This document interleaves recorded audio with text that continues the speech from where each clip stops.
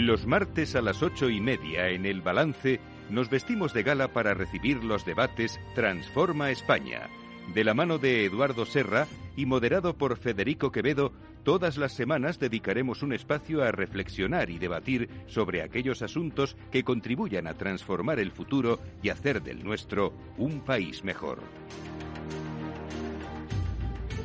Eduardo Serra, buenas noches. Buenas noches, Federico. Un martes más aquí en nuestros debates de Transforma España. Más que debates, coloquios, porque sí, yo que son más de coloquios que Transforma España. Pero hoy vamos a hablar de un asunto, claro,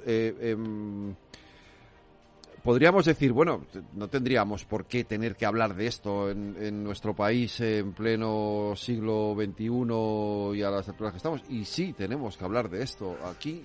Pues yo creo que sí, y además es oportuno, porque hace unos días, no muchos, pero lo suficientes como para que se haya tranquilizado el asunto, pues han surgido problemas alrededor de la elección de miembros del Tribunal Constitucional y del Consejo General del Poder Judicial, que yo creo que aconsejan que echemos un vistazo a este asunto. Y vamos a hablar de la división de poderes. Lo vamos a hacer de la mano de Germán Teruel. Germán nos atiende ya al otro lado de la línea telefónica. Buenas noches, Germán. Hola, muy buenas noches. Germán es doctor europeo en Derecho por la Universidad de Bolonia y Murcia, profesor de Derecho Constitucional y codirector de la Cátedra de Buen Gobierno e Integridad Pública en la Universidad de Murcia. Germán, como hacemos siempre, Eduardo nos introduce el tema y luego ya pues vamos hablando un poco los tres de todo este asunto. Sí, pues con mucho gusto. Y yo creo que de alguna manera la civilización empieza cuando los hombres deciden arreglar sus controversias no por la fuerza, sino por la palabra. Y ahí nace el parlamentarismo, que nos pensamos muchas veces que es una cosa muy reciente, pero tiene ya casi 1000 años. El que hubiera lo muy conocido de Juan Sin Tierra, que los nobles ingleses le obligaron a firmar la Carta Magna, y también aquí las Cortes de León, donde los nobles obligaron a que se cumpliera el principio famoso durante toda la Edad Media de no taxation without representation. No hay impuestos sin representación, sin el consentimiento de la gente. Yo creo que ya se empieza a hablar del parlamentarismo. Empieza un poder, digamos, que acepta la resolución por la palabra, pero sin límites. Y el poder es... Y hay una frase muy conocida de Lord Acton que dice que el poder tiende a hacerse absoluto y a corromperse. Por eso, continuaba Montesquieu, decía que era necesario que el poder limitara al poder. Se pensó en un momento, y esto lo explicó muy bien otro tratadista fantástico de constitucional, von Hayek, que empezó a pensarse que el hecho de que el gobierno hubiera quedado sometido a la mayoría hacía innecesario mantener sobre él cualquier limitación, por lo que cabía impunemente abandonar todas las salvaguardias constitucionales. Sobradamente se ha demostrado que no. El poder parlamentario, el poder democrático necesita límites. ¿Y cómo se ha hecho? Pues a Montesquieu se le ocurrió, viendo, él era un muy partidario de la democracia británica, vio que era necesario el dividir el poder, y se crearon el poder legislativo, hoy sería el Parlamento, las Cortes, el poder ejecutivo, el gobierno, el que ejecuta las leyes que aprueba el Parlamento, y el poder judicial que interpreta y aplica esas mismas leyes. Pero con el tiempo, y eso lo vemos no en España, que lo vemos, sino en todos los países democráticos, el poder ejecutivo controla al legislativo, y se dice que hay fusión de poderes y separación de funciones, pero queda fuera el poder judicial, y por eso tiene una importancia enorme. El poder judicial, además, es un poder que, en vez de estar detentado por un grupo de personas unido, coordinado, bajo la autoridad de uno de ellos, como pasa en el gobierno, es un poder que está extendido entre muchas personas, miles de personas que no tienen conexión directa entre ellos y por tanto de alguna manera es el poder del pueblo sobre el poder del gobierno. Y por tanto es extraordinariamente importante el poder judicial y la independencia del poder judicial. Y esto es lo que yo creo que podríamos dedicarnos hoy. Vale. Con Germán, que has dicho es Bolonio, yo soy licenciado en Derecho. Los bolonios son los más excelsos de los abogados, de los licenciados en Derecho españoles. Y por tanto creo que es difícil tener a un compañero mejor esta noche que a Germán. Pues Germán, adelante, te toca, es tu turno. Bueno, con esa abrumadora introducción por parte de mi querido Eduardo, casi podría decir que poco más puedo añadir. Pero sí, yo creo que podríamos poner el énfasis en alguna idea importante. Yo creo que cuando el constitucionalismo, en las revoluciones constitucionales de las que nace la configuración del Estado democrático que hoy día conocemos, un elemento nuclear, y era darse cuenta que el poder no podía estar concentrado. El poder no podía estar concentrado y es la división triádica, ¿no?, que todavía hoy seguimos utilizando Montesquieu, por mucho de que hoy hablamos también de otros poderes. Por ejemplo, es muy importante hablar del poder moderador que puede tener la jefatura del Estado y de otras posibles funciones. Pero hay algo que señalaba Eduardo y yo quiero incidir, y es la importancia de preservar en todo Estado democrático la independencia judicial. Porque aquí hay una realidad que no podemos olvidar. No hay Estado de Derecho legítimo que no sea una democracia. Es decir, en esos casos podemos encontrarnos en un Estado con derecho, pero no un Estado de Derecho. Pero del mismo modo, no hay democracia sin un auténtico Estado de Derecho. Y la columna del Estado de Derecho es la independencia judicial. Y eso, en un momento como el actual, en España, pero en realidad en Europa, y diría que en el mundo, hay que recordarlo. Porque hay una realidad con la que nos estamos topando, por desgracia, cada vez que crece un movimiento populista y alcanza el poder. Su principal enemigo, ¿cuál es? En primer lugar, los jueces. Lo hemos visto en Hungría, lo vimos en su día en Venezuela. ¿Cuál fue una de las primeras medidas de Hugo Chávez cuando alcanzó el poder después de su autogolpe? Pues coger un decreto de emergencia judicial para controlar a los jueces. Claro. Cuando en Cataluña se aprueban las leyes de transitoriedad jurídica y uno lee la letra pequeña de esas leyes que pretendían ser la constitución transitoria para Cataluña, una de las primeras cuestiones que se preocupaban era por controlar el poder judicial, por largar a todos los jueces de Cataluña que no les fueran fieles al régimen y por, a través de una comisión de composición parlamentaria gubernativa y en cierto modo judicial, elegir a los nuevos. Es decir, eso, o sea, es, digamos, si se me permite la expresión, de primero del abecedario del liberal que quiere acabar con un régimen democrático, es controlar la judicatura. Sí, por eso es tan importantísima la independencia del Poder Judicial, ¿no? Claro. De hecho, por ejemplo, en estos tiempos nos hemos acostumbrado en España, yo estoy francamente preocupado por ello, a ver ataques furibundos por parte de representantes gubernamentales que al final van comprometiendo la imagen de independencia del propio poder del Poder Judicial. De hecho, una de las cosas que se valoran en el ámbito internacional, nosotros con la Fundación Hay Derecho, la Cátedra de Buen Gobierno y la Fundación Hay Derecho, acabamos de hacer un estudio sobre la situación del Estado de Derecho en España, abarca los años 2018-2021, y uno de los elementos que hemos medido, por ejemplo, eran las declaraciones públicas de responsables políticos que suponen una intromisión, una injerencia o un menoscabo de la labor con la que cumplen los jueces. Bien, el desparpajo casi obsceno con el que hoy escuchamos determinadas cosas, insultos casi diría, frente a la judicatura, es verdaderamente preocupante, es impropio de una democracia.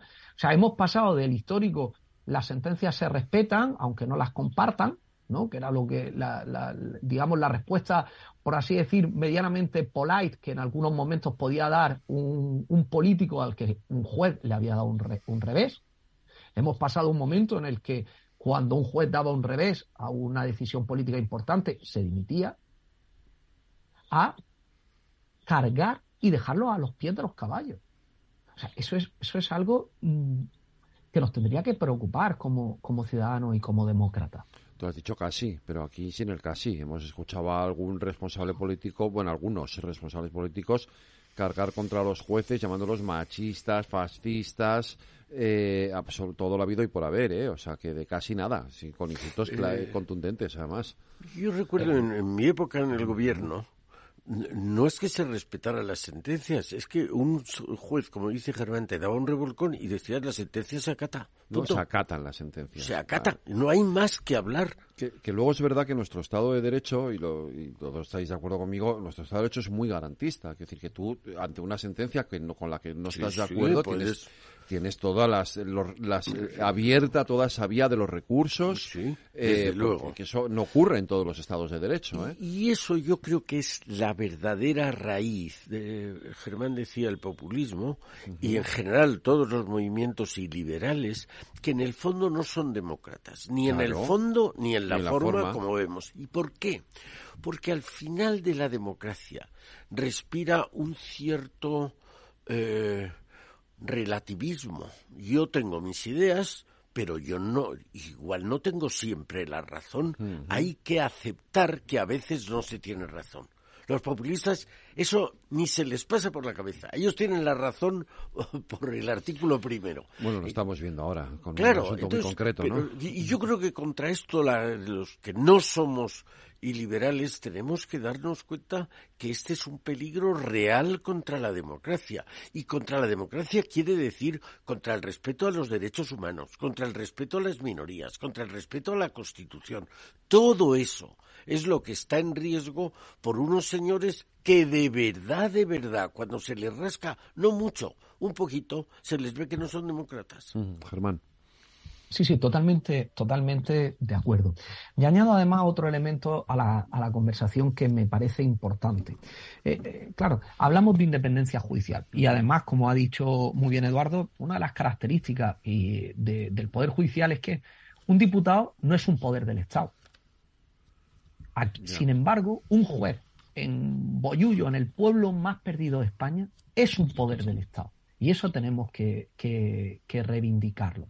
Ahora bien, dentro de todo el engranaje de cómo funciona el Estado constitucional, hay también una institución que, no siendo poder judicial en sentido estricto, en el ámbito comparado, en los países, en las democracias con las que podemos entender homologadas, se ha demostrado como una institución capital, que son los tribunales constitucionales.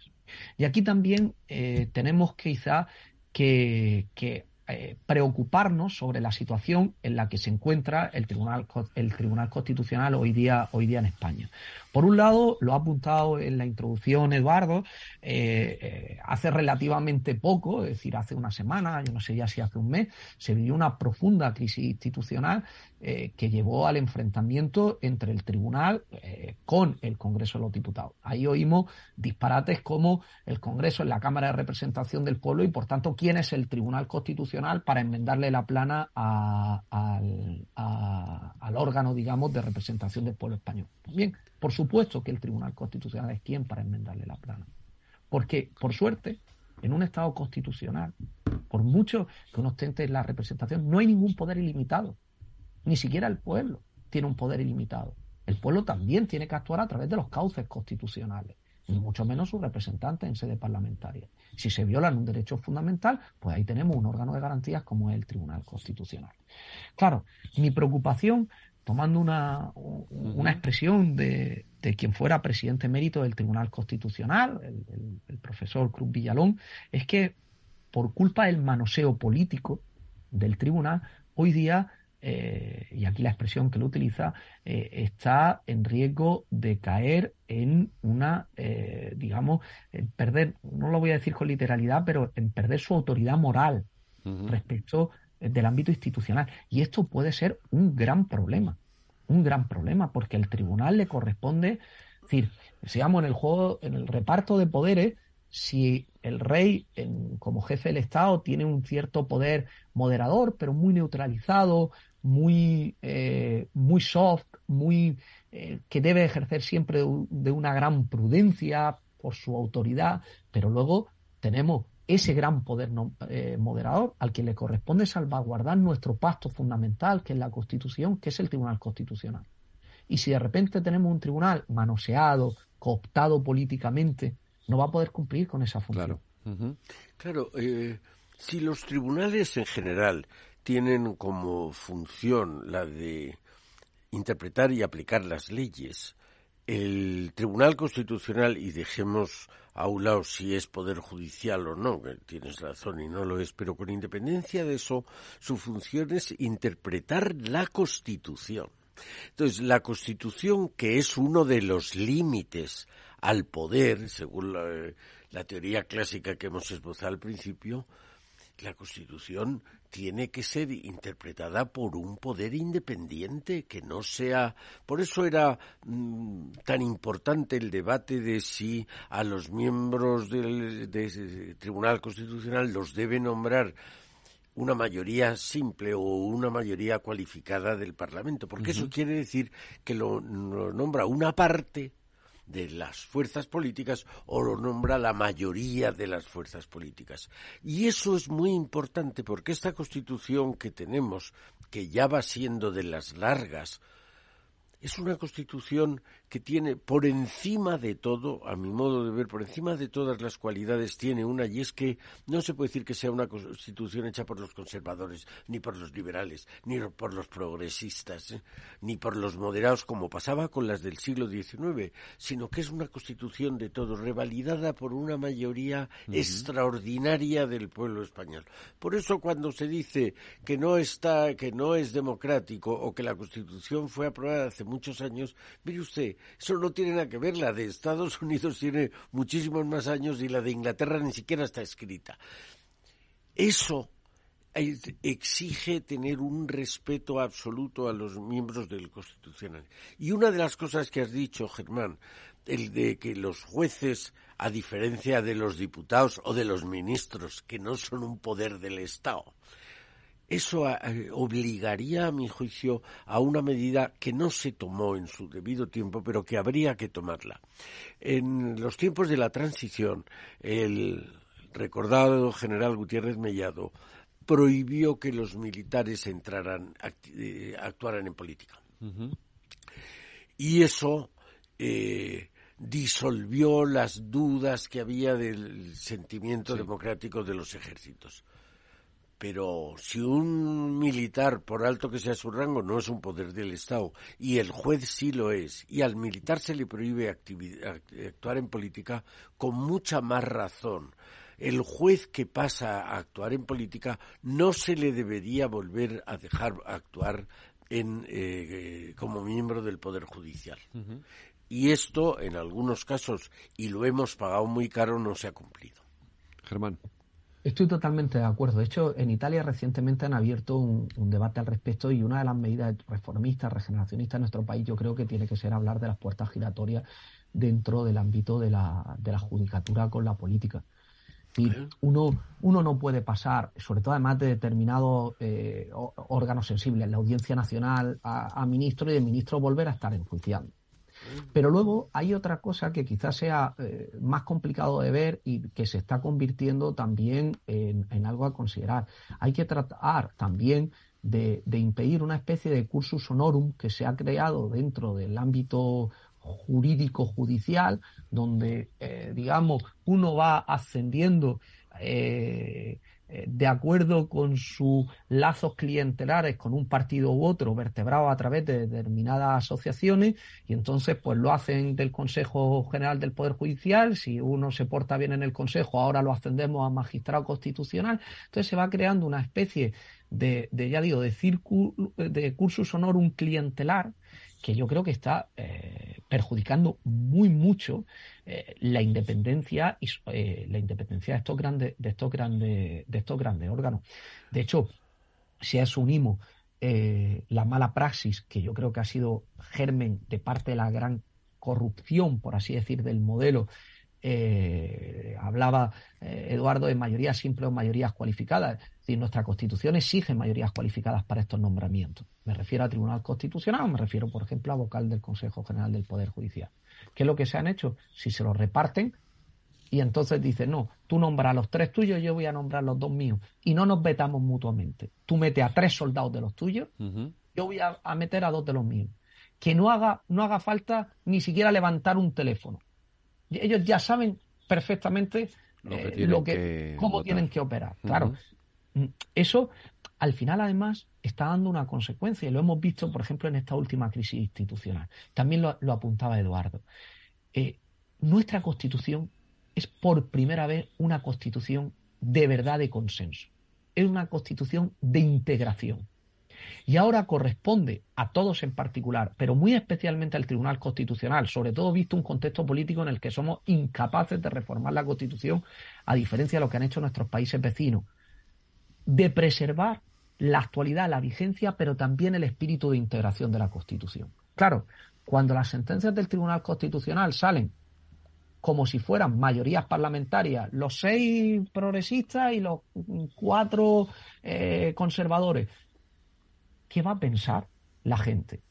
¿Dónde queda ahí el espíritu de integración? ¿Dónde queda ahí el esfuerzo por lograr consensos? Tenemos ahora encima de la mesa una patata caliente muy complicada, que tendría que haber sido resuelta hace años y que la va a resolver el nuevo tribunal. Que me refiero a la resolución de la ley del aborto. Sí. Bien, ¿vamos a entrar otra vez a una dinámica donde sean incapaces de buscar un punto de equilibrio entre las sensibilidades? ¿Vamos a tener otra vez un rodillo, como aquí decir, en vez del rodillo parlamentario, un rodillo de mayoría que vayan minando esa fuerza integradora de la Constitución? ¿Vamos a tener un Tribunal Constitucional que sea capaz de decir lo que el constituyente no se atrevió? Que por algo el constituyente utilizó fórmulas ambiguas precisamente porque era consciente de lo delicada de la cuestión. Entonces, claro, yo estoy preocupado. Estoy preocupado porque veo un Tribunal Constitucional cada vez más politizado y que puede caer en el riesgo de una militancia ideológica que vaya en detrimento de lo que es la esencia, que tiene que ser cuidar el espíritu integrador que supuso nuestra Constitución como pacto de convivencia en el que todos podamos vivir, todos, dentro de ese pluralismo que tiene nuestra sociedad, lógicamente con unos límites, con unas garantías, pero que podamos vivir aquellos que somos demócratas. Claro, claro. Y yo creo que una de las cosas las vías por donde se pervierte la independencia del Poder Judicial es la que acabas de decir, que son los partidos políticos. Es decir, ese sistema de elección no le hace directamente dependiente de otro poder del Estado, pero a través de los partidos políticos que configuran el Parlamento, que configuran el Gobierno, si encima configuran los jueces, son los partidos políticos los que de una forma agazapada, disimulada, realmente se cargan la independencia del Poder Judicial y, por tanto, la división de poderes que, como decíamos al principio, es la garantía de la democracia, ¿no? Estaba buscando, pero es que no la encuentro, porque hablando de esto que comentaba Germán, hoy salía la noticia de que en el Tribunal Constitucional se ha rechazado la recusación a una de las magistradas del bloque. Esto te voy a preguntar después, porque ahora nos vamos a ir dentro un momento a la publicidad y quiero que lo tratemos después. Esto de los bloques, sí, que es la parte menos independiente de la justicia, ¿no? Esto de la justicia por bloques. Pero hoy se ha rechazado esa recusación precisamente para que el bloque progresista no pierda la mayoría y condicione, por lo tanto, la sentencia definitiva sobre el tema del aborto, ¿no, Germán? Ha sido así. Sí, ha sido así la noticia. Claro, yo no desconozco la fundamentación jurídica, con lo cual no puedo valorar la mayor o menor adecuación de si tenía o no que abstenerse. Pero desde luego estamos con un problema gravísimo sobre esta cuestión en el tribunal, y es que hemos visto algo insólito. Es que se ha metido al Tribunal Constitucional el propio gobierno ha metido en el Tribunal Constitucional, es decir, dentro de los que el gobierno puede nombrar, a un señor que era ministro de Justicia, ministro, y a una señora le tengo aprecio en lo personal, pero que era directora general de ese gobierno. O sea, esto es algo insólito. Es decir, no puedes poner a controlarte a quienes han sido compañeros. Os tengo que cortar un momentito, tenemos que ir a hacer una pausa a la publicidad, pero volvemos enseguida, no se vayan ni ustedes ni nosotros.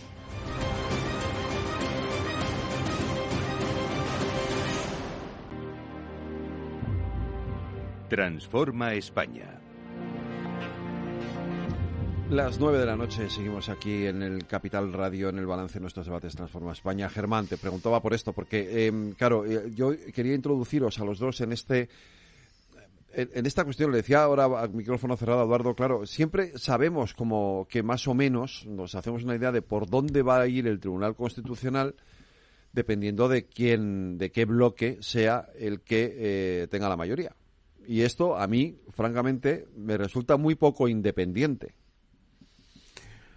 Yo creo que no tendría que ser así. No debería, claro. Y no debería ser así, y de hecho no siempre ha sido así.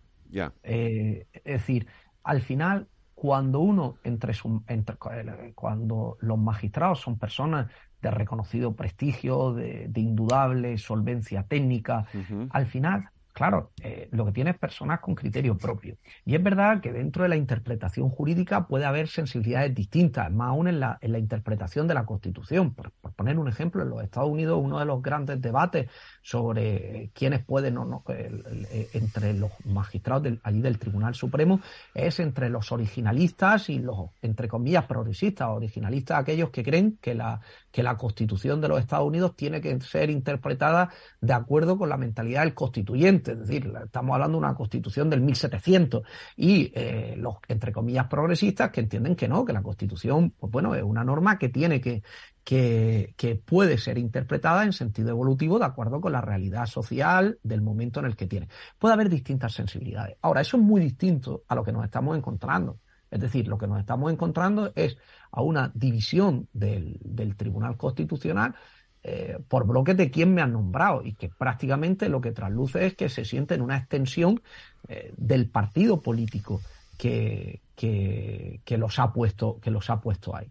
Y eso al final es la consecuencia, como decía, del sistema de nombramiento perverso, donde ya los partidos no se ponen de acuerdo en las personas que envían al Tribunal Constitucional, no negocian las personas y dicen, a ver, pues yo propongo este nombre, tú propones esto, pues mira, este vale, pero este nombre, este es un tío que no es serio. No, ya no hacen eso. Lo que hacen es que se reparten cuotas y dicen, tú pones a los tuyos y yo pongo a los míos. Okay. Y esto es algo, ojo, que lleva así desde los años 90. Lo que pasa es que el sistema, por así decir, había una serie de prácticas que iban, más o menos permitían ir ciertas correcciones. Pues, por ejemplo, cuando tocaba al gobierno nombrar los dos magistrados, pues mantenía un cierto pudor, trataba de buscar personas de un reconocido prestigio para que no se pudiera decir que había una tacha que estaba poniendo. Claro, todo eso se ha perdido por el camino.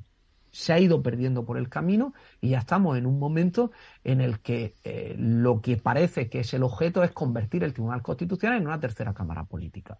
Yo ojalá ahora, que no decir que la toga, yo digo a veces que en un momento dado pese más que el vínculo político con el que ha nacido, pero la situación hoy día es preocupante. No, pero tienes razón. Yo he vivido tiempos donde el Tribunal Constitucional, formado con las mayorías como ahora, actuaba con absoluta independencia. Yo recuerdo la época cuando llegó el Partido Popular de Aznar al gobierno, estaba de presidente del Constitucional Álvaro Rodríguez Bereijo, claro, y pudo convivir también con el PP como había convivido con el PSOE, porque supo mantener contra viento y marea su independencia. Es decir, se puede, con la legislación actual, se puede tener un Tribunal Constitucional independiente, pero si no, hay maneras de conseguirlo. Hemos visto cómo el Tribunal Supremo de Estados Unidos, que también es nombrado por instancias políticas indudables, ha actuado con independencia. ¿Por qué? Porque los magistrados son vitalicios y, por tanto, rompen el nudo que les une al al político que les han responsable de su nombramiento. Pero en el fondo las palabras son muy importantes. Si hablas, Germán, de una constitución de integración, no puede ser que el máximo poder lo tengan los partidos políticos que, como su propio nombre indica, son partidos, es decir, son lo contrario de la integración. Por eso da tanta pena cuando tenemos una institución que es la jefatura del Estado, la corona, que es integradora, que por oficio y por ley tiene que ser integradora, y lo es, la estamos viendo constantemente puesta en la picota por instituciones que son lo contrario a ser integradores. Yo creo que esto es una lección que deberíamos aprender en la sociedad para tolerar a los partidos que no tolerarles que hagan este tipo de cosas. Estoy totalmente de acuerdo y añadiría, es decir, creo que precisamente hoy se advierte el valor añadido que supone una institución como la monarquía en un país como el nuestro. Sí. Es decir, porque tal y como están las cosas, claro, dudo mucho que pudiera haber otra forma de jefatura del Estado que presupone en un sistema parlamentario esa posición supraparte de neutralidad, que si no es un rey como el nuestro, pudiera desempeñar esa función, porque sinceramente hoy día es la única institución, el rey Felipe, que transmite un poco de serenidad, que le escucha a uno los discursos y aporta rigor, densidad, integración, que es capaz de, además, de expresarse en la pluralidad de idiomas que tiene nuestro país, con normalidad, sin estridencia. Es decir, son toda una serie de elementos que precisamente articulan esa idea de integración de la pluralidad. Es decir, porque al final somos una pluralidad ideológica, territorial, pero que convivimos en la unidad de una nación articulada en un Estado. Claro, un Estado soberano. Y que queremos seguir en esa unidad, la inmensa mayoría queremos seguir en esa unidad, y lo hemos hablado otras veces, y en concordia. Y lo que vemos es que lo que emiten cada vez con más exclusividad muchas instancias políticas es la discordia. Claro, pero porque se está jugando, y eso es muy peligroso, a la polarización. Estamos jugando, y en eso se ve con especial crudeza desde la moción de censura, estamos atrapados por los extremos. Y aquí también a mí conviene, dicen que la historia no se repite pero rima, ¿no?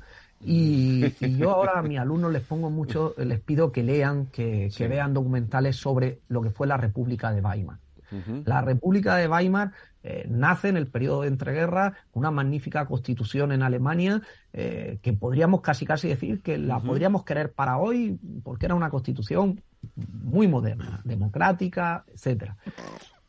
Y que nace del consenso entre los grandes partidos, entre el centro moderado. Pero de repente vienen las crisis económicas, empieza la fragmentación política, empieza la polarización, los anhelos de la revolución comunista, mirando lo que había ocurrido en Rusia unos años antes, el ascenso con la imagen del fascismo italiano y el ascenso del nazismo, y terminan desmembrando el sistema. Y nosotros, yo no quiero pensar que, escribí hace tiempo un artículo que dije, no es Weimar, pero, y quiero poner el acento, es decir, no es Weimar, y lógicamente no estamos en Weimar, pero este proceso de polarización política es francamente nocivo. Tenemos que volver, y ha utilizado una palabra, Eduardo, que me encanta, a la concordia. Es decir, para querer convivir y nosotros estar formar parte de una comunidad política, es presuponer que queremos convivir, tenemos que tener unas mínimas relaciones de concordia. No nos podemos dejar comer por los extremos. Yo creo que eso es una idea fundamental. La otra idea fundamental que también ha señalado Eduardo, y es que hemos empezado hablando de la separación de poderes. La separación de poderes queda en papel mojado si luego la correa de transmisión, que son los partidos políticos, porque en toda democracia representativa, y no hay democracia auténtica que no sea una democracia representativa, es decir, todo lo demás, las democracias plebiscitarias, asamblearias, eso no son democracias de verdad. En una democracia representativa, los partidos fundamentales son clave. Tienen que canalizar el pluralismo y la participación política. Ahora bien, no pueden fagocitar el sistema. Eso lo estudió muy bien el primer presidente de nuestro Tribunal Constitucional, García Pelayo, cuando habló del estado de partidos. No podemos caer en un estado de partidos, no podemos caer en eso que se llamaba una partitocracia.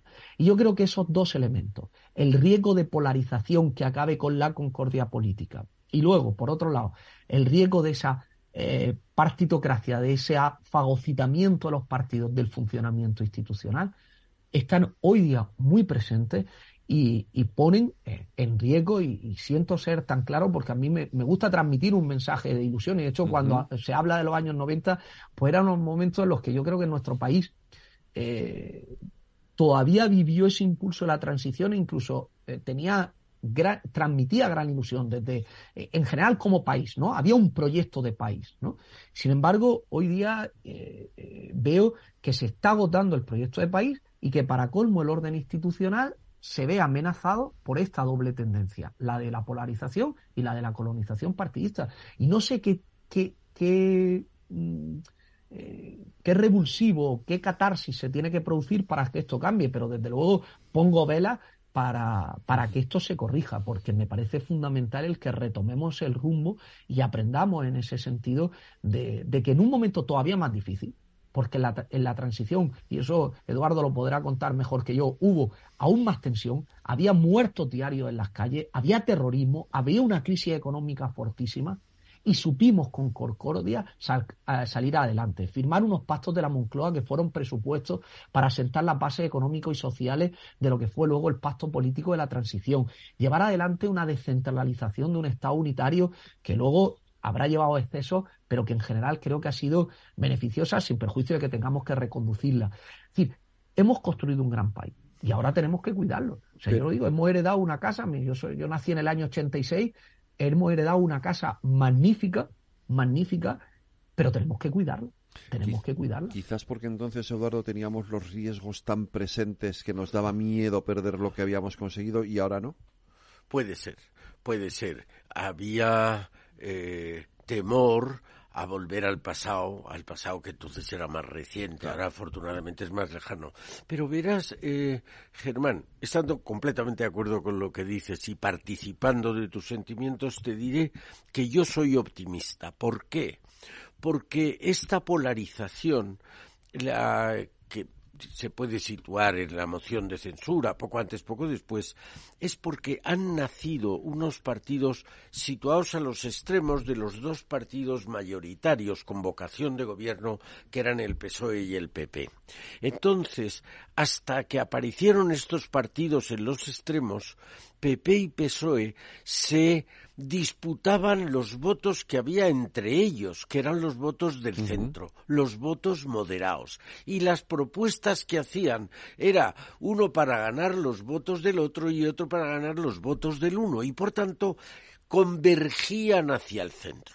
Al aparecer los partidos en los extremos, lo que hacen es que estos partidos mayoritarios, PP y PSOE, vuelven a la cara a sus extremos, porque es por ahí por donde temen que les vayan a hacer a perder los votos.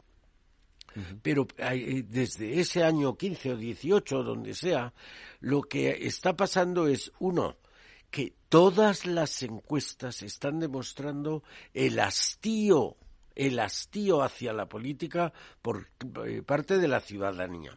Y claro, dos, están demostrando una caída en vertical de los equipos, de los partidos extremistas. Y de hecho... Termino. Y de los extremistas, y está perdiendo el PSOE quizá más que el PP, porque el PSOE, por mor del gobierno de coalición, ha tenido que hacerse más extremista. ¿De cuándo aquí? El PSOE, que ha sido un equipo de gobierno, que ha tenido magníficas cabezas, iba a hacer barbaridades, no digo barbaridades ideológicas, barbaridades técnicas, de impura incompetencia, como la de la ley del sí es sí.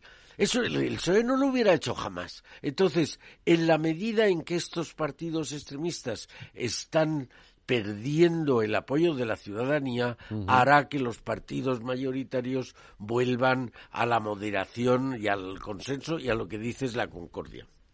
De hecho, abundando en esa visión optimista, hay un dato que a mí me parece especialmente revelador y recientemente han salido varios estudios que lo advierten, y es que la sociedad no está polarizada.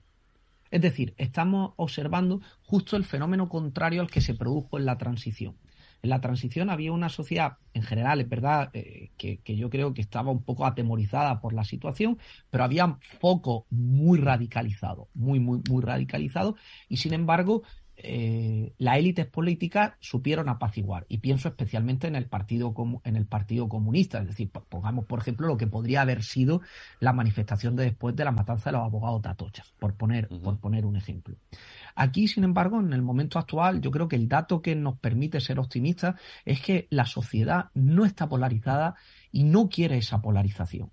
Sin embargo, el problema, como ha señalado Eduardo, es que los partidos, por una estrategia electoral, a mi juicio, totalmente desacertada, y lo vemos con el prisma del interés general, han empezado a mirar los extremos y hasta el momento parece que su competencia, pues su nicho, digamos, de discurso se lo han llevado hacia los extremos, induciendo la polarización en la sociedad. Pero, por suerte, creo que todavía no ha calado. Es decir, y espero que no calemos, es decir, que se termine imponiendo la sensatez social frente, digamos, a esta línea política o estrategia política francamente nociva. Y yo creo que hay un asidero muy importante, importantísimo, que es la situación económica. España, el año 35, el año anterior a la guerra civil, tenía una renta per cápita de $300. Esa renta, después de la guerra y la terrible posguerra, se recupera el año 53. A partir del año 60 empieza un crecimiento muy grande con el llamado los planes de desarrollo. Y cuando muere Franco, la renta per cápita es superior a $3.000. Se ha multiplicado por 10. Cuando abdica el rey Juan Carlos I, la renta per cápita era 30.000, es decir, se había multiplicado otra vez por 10, es decir, por 100.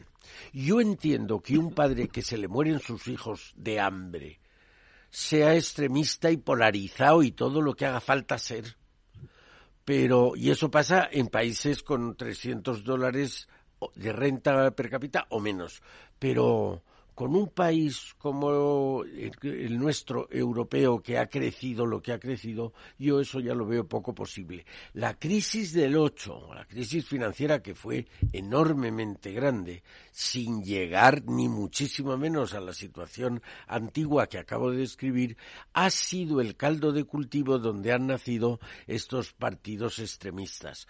En la medida en que se vaya calmando, superando esa crisis, y vamos por el buen camino de superarla, entonces esos partidos perderán el favor. Por lo cual yo no pienso que haya un albur, una posibilidad de que se pierda la polarización.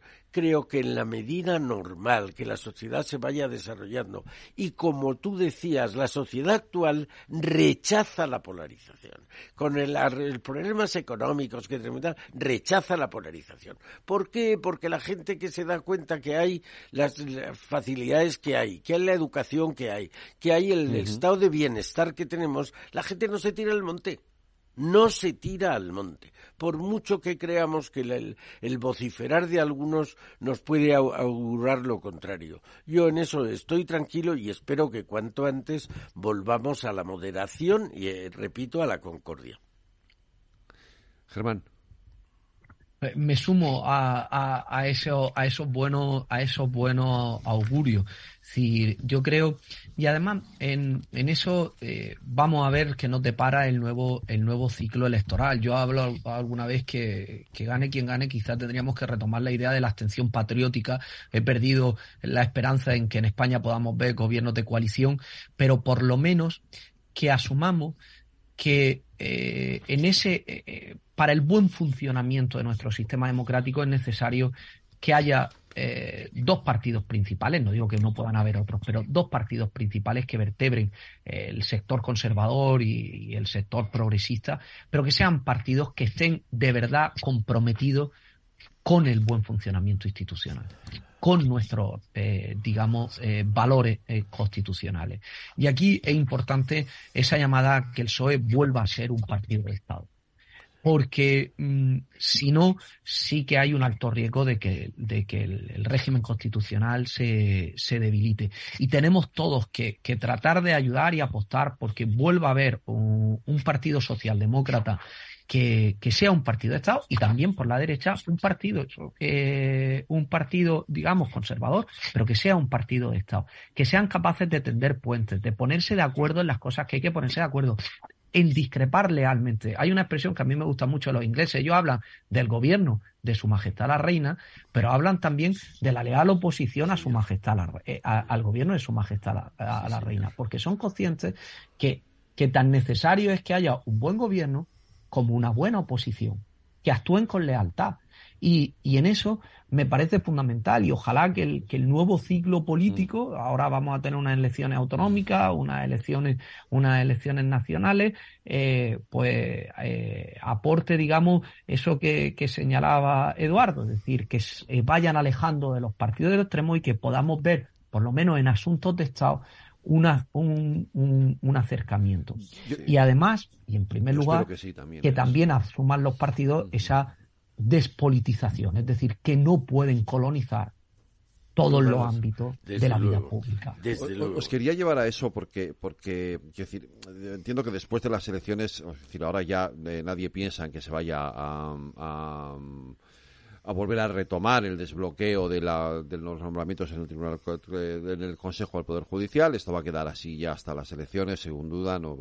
Me sorprendería mucho que pasara lo contrario, pero después volverá otra vez. Él tiene que volver, porque en algún momento habrá que hacerlo. Es decir, entonces, volveremos otra vez al debate de cómo hacemos para evitar la politización del Consejo del Poder Judicial. ¿A qué modelo hay que volver? ¿O a qué modelo hay que ir? Bueno, yo, si me permites, Federico, primero le haría una especie de gambito de dama a Germán, porque yo creo, si antes hemos dicho que por qué en los 90 la transición se era como se era, y decíamos por no repetir el pasado que entonces era reciente, yo creo que la desesperanza de que aquí algún día haya un gobierno de gran coalición se contrarresta con que nunca ha sido más necesario que ahora.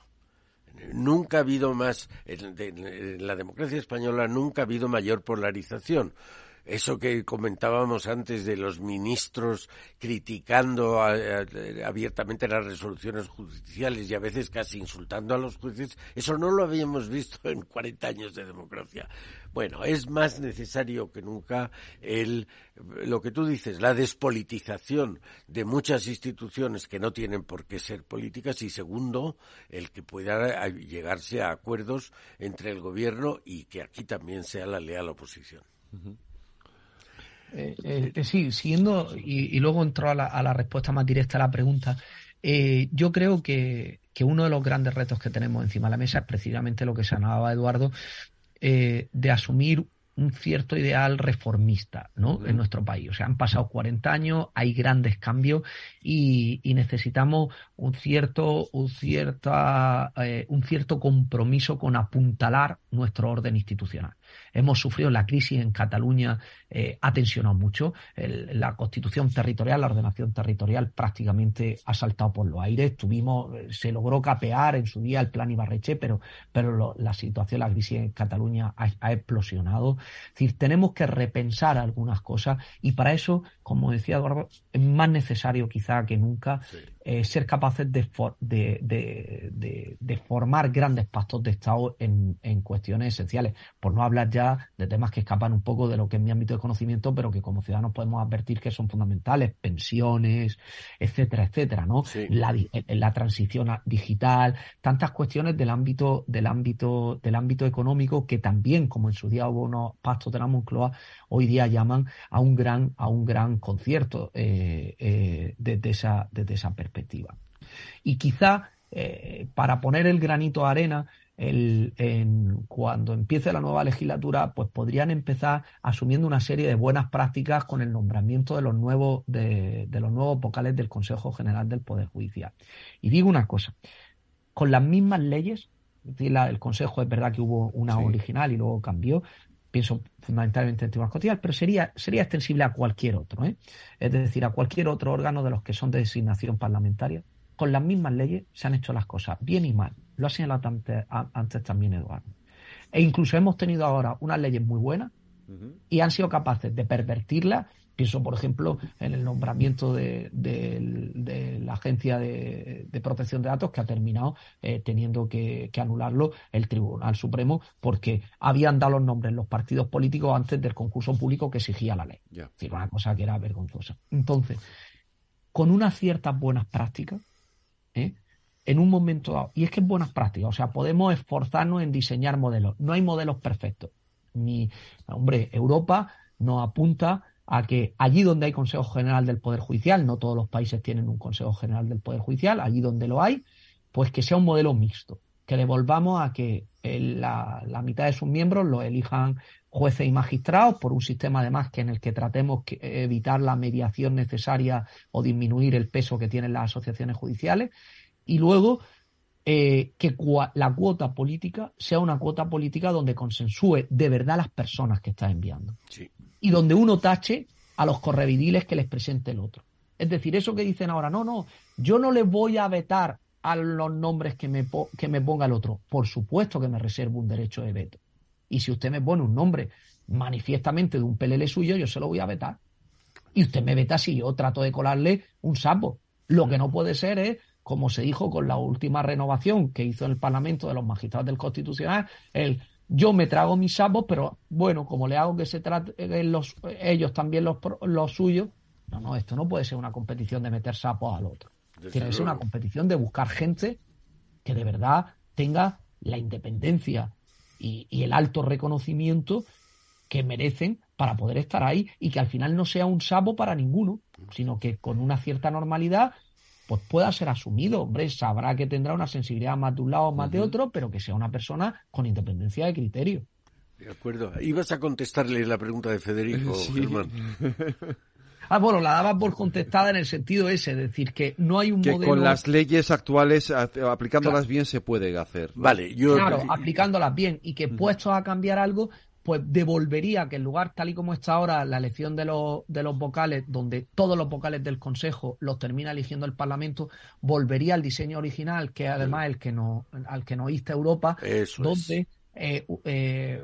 por así decir, la mitad, no tal, pero prácticamente la mitad de ellos son nombrados por los propios jueces y magistrados, ¿no? Sí, digamos, un sistema mixto donde hay una participación política, pero donde tienen gran peso los jueces y magistrados en la elección. Yo quería incidir en eso, en la última parte de tu respuesta de Europa nos encauza por ese camino, porque contra las voces ahora que nos anuncian el apocalipsis y el fin de la democracia, que no son solo de ahora, aunque ahora se hayan aumentado. Yo creo que, aparte de todo, aparte de nuestra situación económica, aparte de la madurez de la sociedad española, aparte de no sé qué, tenemos, digamos, el cinturón de seguridad de Europa. Esos que dicen que así empezaron en Venezuela, mire usted, no sé cómo empezaron los pobres venezolanos a llegar donde han llegado, pero nosotros no vamos a llegar ahí. Y digo esto y lo subrayo porque normalmente la raíz de todas las desgracias humanas, no esta terrible del terremoto, pero las desgracias humanas nacen del miedo. Hablabas hace un momento de los regímenes autoritarios de los años 30. Nacieron del miedo de la gente, esas clases medias bajas que perdían su estatus y que dejaron de votar a la izquierda y empezaron a votar a los partidos nazis y fascistas. Yo creo que hay que alejar el miedo. Este es un país serio, un país que ha pasado muy mal el siglo XIX, el siglo XX, y que a finales del siglo XX enderezó su andadura y ya no se va a torcer. Y hay, como tú has dicho, también un motivo de esperanza que son todas estas revoluciones tecnológicas que nos van a llevar todavía a un mejor vivir. Pues Germán y Eduardo, con esto nos quedamos. Germán, ha sido un placer tenerte, aunque sea en la distancia, aquí en nuestros debates Transforma España, como siempre. Un abrazo muy fuerte. Gracias, Germán. Un placer compartir el momento. Igual. Y a ti, Eduardo, te espero la semana que viene, como siempre, aquí en nuestros debates Transforma España. Un abrazo. Igualmente.